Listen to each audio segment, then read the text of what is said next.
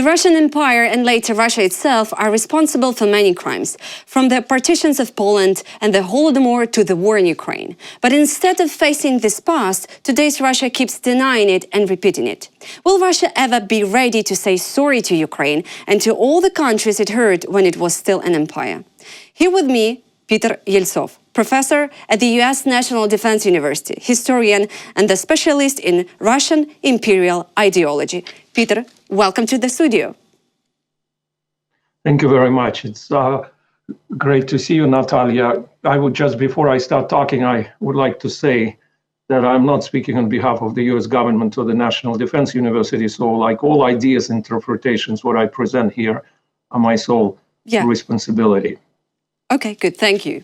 My first question is, why is there almost no serious conversation about the historical guilt in Russia despite centuries of violence, forced deportations, and cultural destruction? There were, of course, cases in Russian history, if you look back, when there were such discussions. For example, in the late 1980s, like early 1990s, definitely under Gorbachev and Yeltsin, there was an attempt to rethink the Russian past. And of course, there was much discussion about those imperial atrocities, which you mentioned.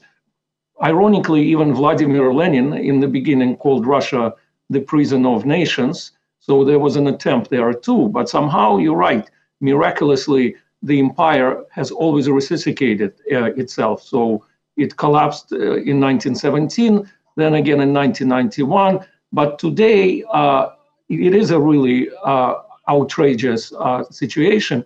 There are not only no discussions on some kind of a collective responsibility or collective guilt, there is a denial of any wrongdoing in the entirety of Russian history. You can look a great example. There is a famous monument for the 300-year anniversary of the Romanovs in Novgorod, built so in 1913. And it doesn't have the statue of Ivan IV, because even the Romanovs thought of Ivan IV as a pretty monstrous czar. Today, I believe in Kazan or another city, they built a statue of Ivan IV under Putin. So like everyone who is an imperialist in Russian history is great, whether it's Catherine the Great, Peter the Great, Stalin. The only two weak leaders, the weakest leaders are, in their opinion now, Nicholas II, because he abdicated the throne, and Mikhail Gorbachev, who liberated the Russian people. So yeah, this is a pretty, it's a pretty horrible situation that there is absolutely no thinking about the past from any kind of a critical perspective. Yeah, okay, but if to stop on Ukraine, I mean, should the question of Russian historical guilt for this Russian war be addressed on the international stage, as a Germany once did with its Nazi past? There is a lot of talk about this notion of guilt, collective guilt, and people usually follow the scholar Hannah Arendt, who said that if you blame the entire nation, then you can't really punish the specific individual. So she basically argued that there is no such thing as collective guilt. So like I may disagree with that because I think there are cases that there is both a collective guilt and collective responsibility. For example, the people who did Bucha, who are responsible for Bucha, they're all guilty. There is no question. The person who voted in Novosibirsk for Putin clearly is not guilty of Bucha, but is he responsible for the war in Ukraine? Yes, we can argue that the people who supported Putin, particularly like after 2014, like after the annexation of Crimea, when they kept voting for him and supporting him, yes, they're responsible. So this is collective responsibility. But again, like I would disagree with some of these people who say that there is no such thing as collective guilt. Yes, there is. Over 400,000 individuals, I believe, signed the contract with the Russian army just last year in 2024. Over 400,000. And they signed knowing where they're going, getting a substantial amounts of money. Are they guilty? I think they're both guilty and responsible. so there is a clear distinction here. And of course, there's been very much discussion about it in Germany after World War II. Yeah, but do you see any parallels between the way many Russians today rationalize the war in Ukraine and the way Germans justified Nazism in the 1930s? Yes, like absolutely. You know, an incredible irony of history, Vyacheslav Nikonov, who is a very senior Russian political figure. He happens to be the son of grandson of Vyacheslav Molotov, who of course signed the treaty with Ribbentrop on the division of Europe on the 23rd of August, 1939. Vyacheslav Nikonov called Russians the Aryans. And that was long before the war. And that was a post on the website of the Russian parliament. Even at that time, there was an outrage from some scholars and public intellectuals, so he removed that post. There is definitely this notion, the German notion of Urheimat, which is the beginning of its history. German archaeologists before were looking for the Aryans, for the beginning of their alleged civilization and culture. So this is the same. I mean, what are they saying about Ukraine? Ukraine is basically, in German terms, is a Urheimat for the Russian psyche, because their history, they argue, begins in Kiev. And even Chersones in Crimea, I think Putin called it a sacred city in his Crimean speech that Prince Vladimir was allegedly baptized there. This is ludicrous. This is a Greco-Roman city founded several centuries BC. It has nothing to do with Russian history. So, yes, there are parallels. That's why they destroyed it, I think. Right. And of course, there are parallels. We've discussed before how they justify their aggression. They're using geopolitical ideas from scholars such as Carl Schmitt and Karl Haushofer, including personally Putin. The huge difference is the Germans are over it. In Germany, no normal person is going to justify that period of time today. And there is this whole notion of Vergangenheitsbewältigung, a very long German word, which means reconciliation with the past. So they have to deal with their past. The Russians today don't want to deal with their past. That period of time of like late perestroika or early 1990s is over. Yeah, Peter, I want to go back to this personal guilt and shared responsibility. But if Russians support war in Ukraine with the silence, when they are, living their life, watching news, and they see definitely that Russia is killing Ukrainians, and they are like, okay, I don't want to go to protest because they will capture me to the prison for a few days or whatever. So is that can be, seen as a responsibility? Yes, it can be definitely seen as collective responsibility.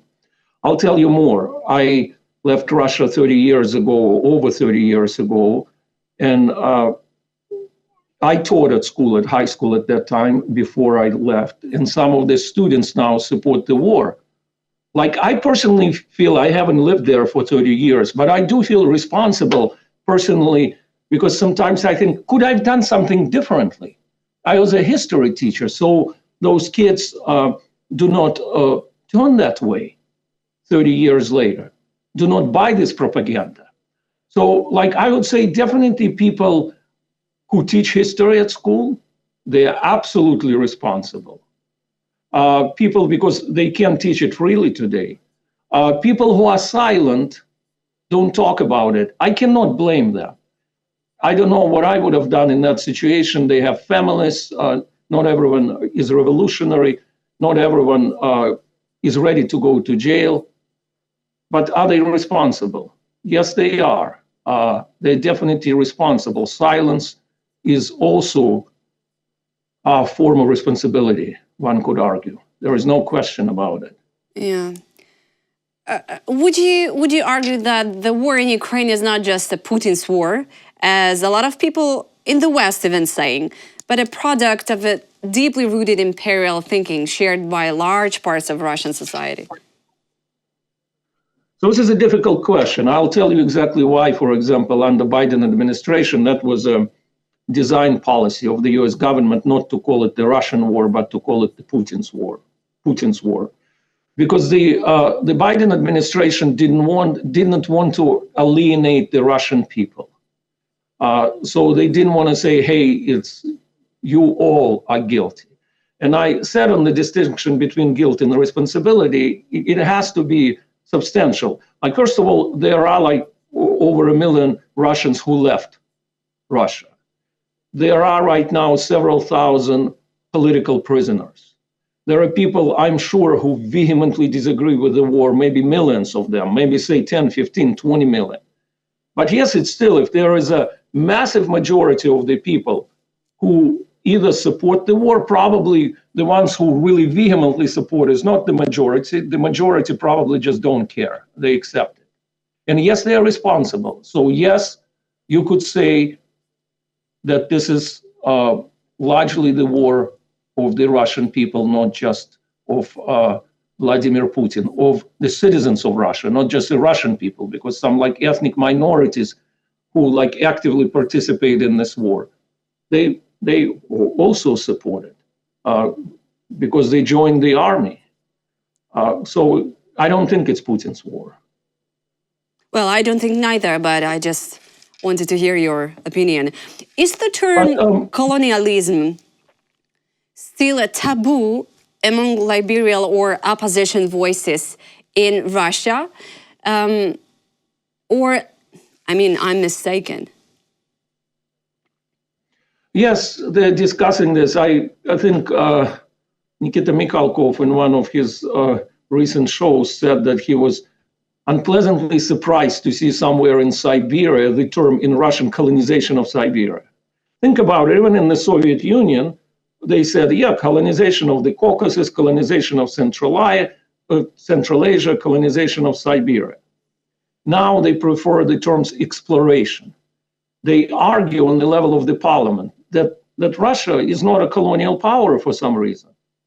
I have a great quote from, you would never think, from Leo Tolstoy. You would never think of that person as a person who didn't love the Russian culture. He says, what is Russia? Where is its beginning or its end? Poland, the Baltic provinces, the Caucasus with all its nationalities, the Kazan Tatars, Fergana province. All these are not only not Russia, but all these are foreign nationalities, desirous of being freed from the combination, which is called Russia. He wrote it in 1906 in an essay, The End of the Age. Today, Tolstoy would be in prison for what he wrote. He basically said that even Siberia is not Russia. There was an independence movement by ethnic Russians in the 1860s in Siberia. And one of the founders of this movement, Nikolai Yedrintsov, after he was released from prison, he came to St. Petersburg and wrote a book, Siberia as a Colony. And one of his biggest charges was that the Russian government didn't take care of Siberia.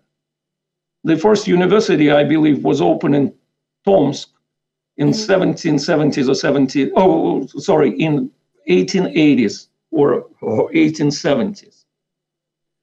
So yes, there is no, and if you look at the wars, the longest war that Russia fought in its entire history, it was the war for the control of the Northern Caucasus. Over 50 years in the 19th century. A brutal war, including the genocide of the Circassian people. Look at the paintings by the famous artist Vasily Vereshchagin about the last stages of the conquest of Central Asia. The most famous painting is probably the Apotheosis of War, a pile of skulls. The notorious Battle of Geok-Tepe, which is Turkmenistan today, in the Second Battle of Georg-Tepe, 1881. General Skobelev and his men killed over 6,000 residents of the city, then chased the people who were trying to escape and killed another 8,500. So with all of that, yeah, it wasn't apparently, according to the Russian political elite, that was not colonialism. That was something else. That was all exploration, a peaceful reunification. They tried to emphasize, well, Ukrainians wanted to join the Russian Empire, the Georgians wanted to join, the Armenians wanted to join, and so forth. Some of that was more peaceful, but in general, the trend that was definitely a form of colonialism. I'm curious, will this process ever stop? Would you call the war against Ukraine a final convulsion of the Russian imperial project or the beginning of its collapse? I think it's the beginning of the collapse. I think so, because for a number of reasons. Think about it, even how powerful Marxism-Leninism was as an ideology, popular in many countries of the world, particularly like after World War II, during the process of decolonization. Russia doesn't have such a powerful ideology today which could keep it together. And it's very much the pyramid of power around one man. I think it can change overnight, like after Putin goes. I mean, that's what happened in the Soviet Union. That's what happened also with the collapse of the Russian Empire in 1917. I do think that this is a last major colonial war that Russia is fighting, the war in Ukraine. And then it will have to go through the process what other countries went through. I mean, the Russians love now to say the Russian government or colonial powers like Belgium, the United Kingdom. It's true, like a small country like Belgium had an extremely brutal colonial system. King Leopold was no better than Hitler, but they reconciled with that past. They acknowledge this past. So that's very, very different. Yeah, but at the same time, when you hear the news from, General Secretary of NATO, Mark Rutte, saying that Russia will probably attack us in 5 years, or Germany, who is checking all the 2,000 bomb shelters in their country because they are afraid Russia will attack them. Don't you think it's kind of a more, kind of a little circus? Because, I mean, do they really think that Russia need them?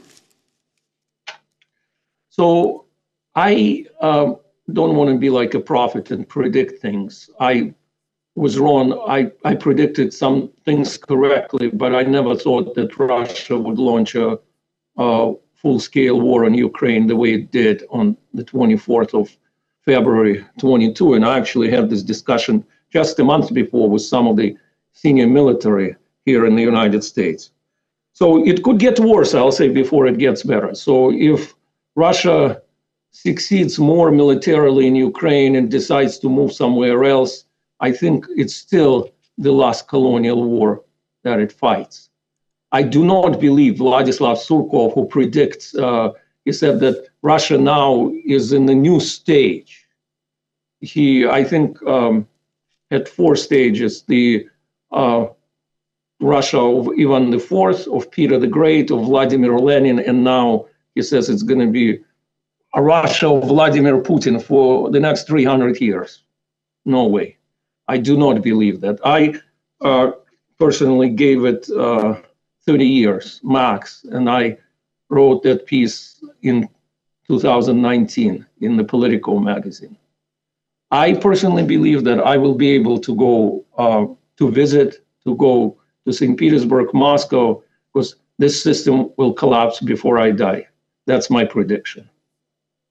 Historically, this system's collapsing because Putin needs someone who will be after him. And we don't see anyone who will be after. So it's very difficult to replicate Putin. It's like, think what happened after the death of Stalin.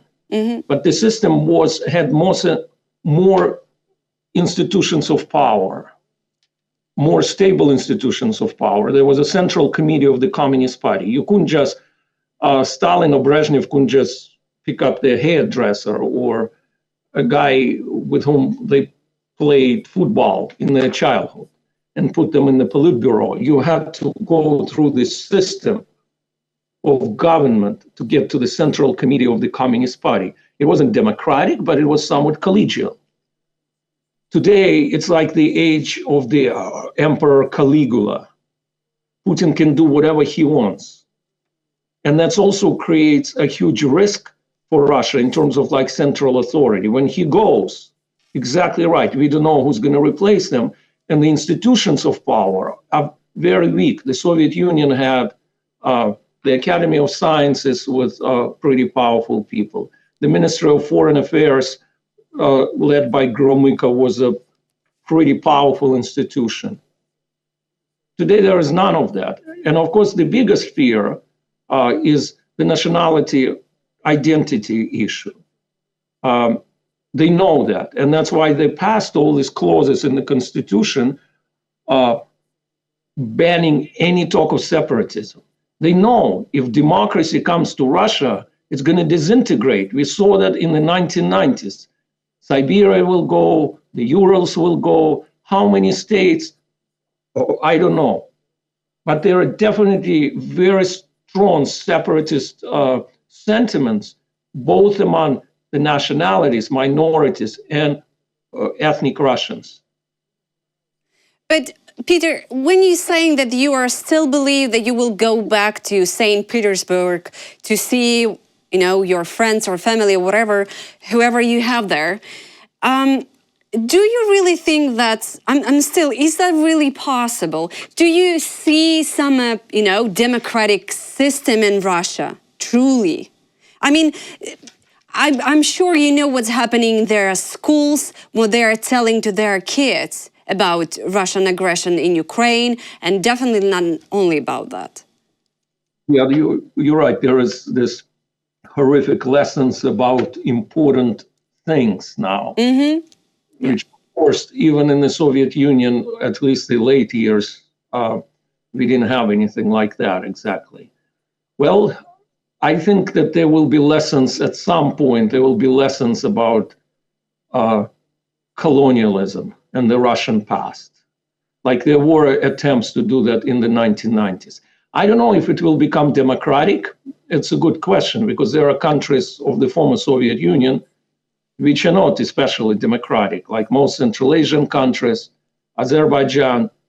So they have authoritarian forms of government, but there are different forms of authoritarianism. Azerbaijan is no threat to Ukraine, right? So you can have good relations with Azerbaijan, and the public opinion actually in Azerbaijan, in most, like all over the former Soviet Union, is in support of Ukraine. So you can have good relations if the country is not aggressive.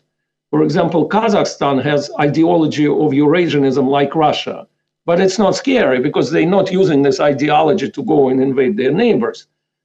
So even if Russia is not democratic, or whatever is left of Russia, or whatever countries emerge, and some of them democratic, as long as they're not belligerent and want to wage a war on their neighbors, one can live with that.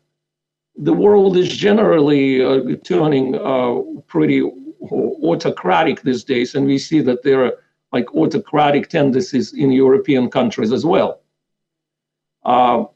So, yes, I don't know whether it's possible. It's definitely one thing I know, that Russia in its current borders will never be a democracy. It's the same like to expect, and on that I disagree strongly with some opposition leaders because they seem to be able to believe that Russia can be a democracy in current borders. No way. It will fall apart because if people are going to be allowed to vote, they're going to vote for their regional leaders. Oh yeah, good you mentioned about the falling apart. But if decolonization is possible, decolonization of Russia, Do you see that as an act of justice or descent into chaos? So it's a very good question, and I actually wrote about it in my last book. It can go both ways. So there is a talk among like analysts in the West. Some of them say like, okay, Russia has been an autocracy for 500 years. Since the proper Russian history, of course, doesn't start with Kiev and Rus, it starts somewhere with Muscovy, with Ivan IV and sort of Russian colonialism. And they say the point is, maybe it's better. It's just we need to contain Russia and let it be what it is, what it's destined to be. The main thing to prevent its going to war with its neighbors. Well, the same, and of course the big question, the nuclear weapons. But the same was at the end of the Soviet Union. You remember, we're aware of the famous speech with George Bush Sr. gave in Kiev. It became known as Chicken Kiev. Chicken Kiev, yes. In 1991, where he warned, he said, we're not going to support separatism, which it leads to nationalism, autocracy, like, of course, Washington was in love at that time with Gorbachev.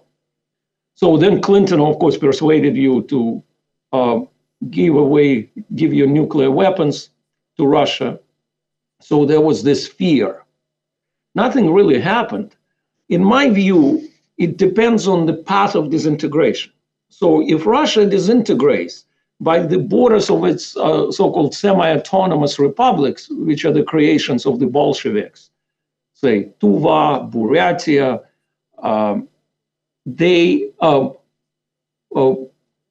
Bashkortostan, it could be a nightmare because those republics are defined on ethnic principles. Mm-hmm. It could lead to a series of bloody wars. On the other hand, if it disintegrates on regional principles, for example, I mentioned already there were several attempts to create the Siberian state, the United States of Siberia. The word Siberian, Sibiryak, has no ethnic connotation. You can be of any nationality, and it would still be the largest state in the world by territory with a very small population. So if it goes, or if it's a regional disintegration, I think it could actually be done in a more civilized way. Like, for example, there was an attempt in the 90s also to create a republic in the Altai and in the Urals. So, I mean, it's a very difficult question. The way, because it's true, it could lead, if it leads to a nuclear Armageddon. I mean, what is better, to have an autocratic Russia or complete chaos? It definitely wouldn't be beneficial for Ukraine. But again, I think it depends on the path of potential disintegration. But let's imagine, for the last question, let's imagine that Russia is losing militarily, and she sink into bloody war, as you're saying. Can she possibly lose ideologically by being forced to, confront the myth of its historical mission? As I said, I don't think ideology today is as powerful. There was a unifying, imperial force under czars. There was a powerful, Orthodox Church. There was a Soviet ideology, was extremely powerful. It was evil, but it was powerful and attractive also in many countries of the world. But Putin is not Karl Marx or Vladimir Lenin. He doesn't provide anything new. And Dugin is neither Karl Marx or Vladimir Lenin. So I don't think there is a stable ideology. Their ideology today is mostly about Russian exceptionalism and imperialism. And as long as the central power collapses and control, this very strong authoritarian control, the ideology, I think, will be lost. I spent quite a bit of time in the Northern Caucasus. I do not believe that the Circassians, the Chechens, the Ingush will ever forget what the Russian Empire did to them. They will never call themselves Russian.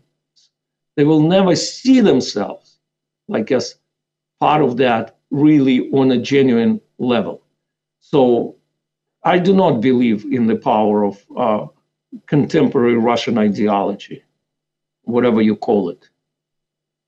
But I also will never believe that Russia will ask to forgive them for what they've done in Ukraine. Well, you know, again, going back to the late 1980s, early 1990s, at least among the intelligentsia, there was really the awakening of this consciousness of historical guilt. And then you can look at Russian history. There was Peter Eltsov who wrote that, like, Russia was, I don't remember verbatim, but in one of his famous letters, he wrote that Russia didn't give like anything good to history. So I think there is a potential there, but it will take some time. I do believe it's possible because there was an attempt to do that with the Soviet period, with the Russian imperial period. I believe it was Alexander Yakovlev, who was one of the close friends and allies of Mikhail Gorbachev, who in the early 1990s said that what they have done, he said, they have destroyed the spine of Russian imperialism. And there were, of course, a recognition of the Holodomor at that time, but it's all gone. It may come back. Well, at least I hope. It's not like I'm waiting for any asking for forgiveness, but I mean, it doesn't make any sense after what they have done to Ukraine, how many children they killed. So basically, it's just... Well, at this point, we just need to do like everything possible to stop this war. Yeah.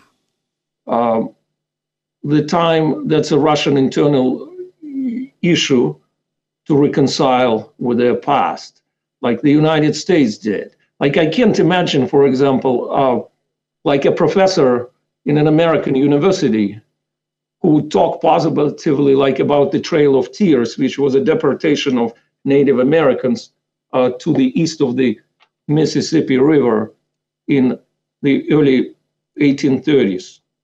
There is no way, I can't even imagine a super conservative person who would talk about it in a positive way. The same with the United Kingdom. I mentioned Belgium. So it needs to happen one day, but when will it happen? It's difficult to predict. Absolutely. Peter, thank you for your time, for your sharp mind and brilliant thoughts. Thank you so much. Thank you.